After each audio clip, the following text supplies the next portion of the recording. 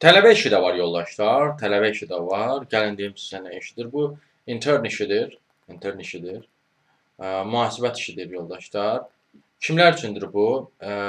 Kim ki tələbədir və yaxud da məzundur, maliyyə, mühasibatlıq, iqtisadiyyat sahələri üzrə və təməl səviyyəsində Excel bilikləri var və mühasibatlıq biliklərini inkişaf elətdirmək istəyir.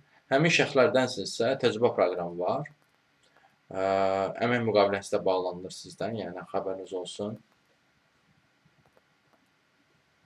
Bağlana bilir. Özü də part-time'da iş sisteminə malikdir. Yəni istəsəniz, yəni part-time da işləyə bilirsiniz. Yəni belə deyim də, elastikdir iş saatları.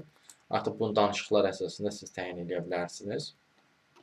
Amma bu demək deyil ki, tələbələr üçün olan işlər elə ancaq bir dənə bundan ibarətdir. Xeyr, digər işlər də ola bilir.